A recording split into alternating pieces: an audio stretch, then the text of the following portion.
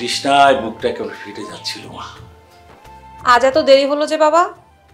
আর বলিস না, তোর রমেন জেঠা স্কুল ছুটির পর ডেকে পাঠিয়েছে, তাই একটু দেরি হয়ে গেল আর কি।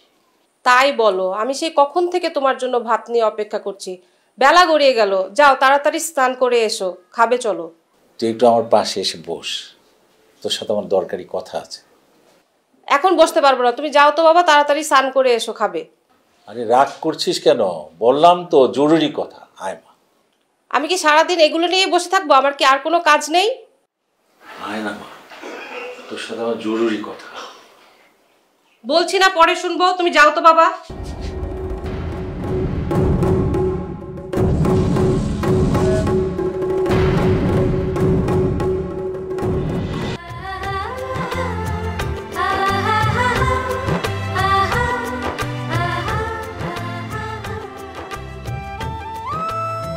মেজো ভাবি, ও মেজো ভাবি, সেজো কেমন আছো তুমি? আমি ভালো আছি। কখন আসলি রে তুই?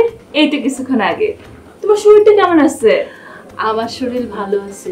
তুই কেমন আছিস রে বোন? আমি ভালো আছি। তোর শ্বশুরবাড়ির সবাই কেমন আছে? শ্বশুরবাড়ির সবাই ভালো আছে গো। মেজদা কনে? মেজদাকে তো দেখছি না। তোর মেজদা কি এই সময় বাড়ি থাকার লোক? তুই এতটা পথ হয়ে এসেছিস, কিছু খেয়েছিস? পেটে কিছু পড়েছে? বড় বৌদি নিজে রান্না করতেছে, ভাবলাম এই ফাঁকে তোমাকে একটু দেখে যাই। চল আমিও যাই, বাবির একটু হাত লাগাই, তাড়াতাড়ি রান্না হয়ে যাবে না। আচ্ছা,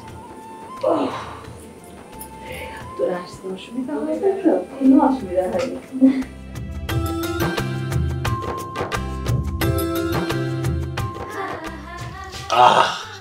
খেলাম মা, খুব তৃপ্তি করে খেলাম।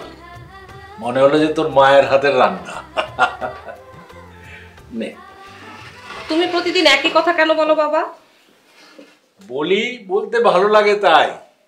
তোর রান্না তো তোর মায়ের রান্নার মতো। তোর মা যদি বেঁচে থাকতো, সেও তোর এই রান্না খেয়ে এই একই কথা বলতো। তুমি আবার শুরু করলে বাবা মায়ের কথা। খুব ভালো হয়েছে মা, খুব ভালো হয়েছে।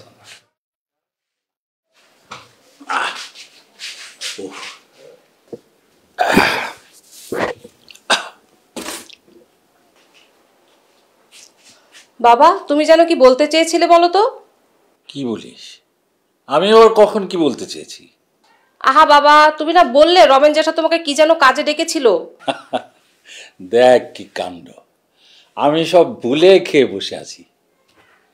শোন, কলকাতা থেকে নাকি বিপ্লব নামের একটা ছেলে আসবে আমাদের এলাকায়।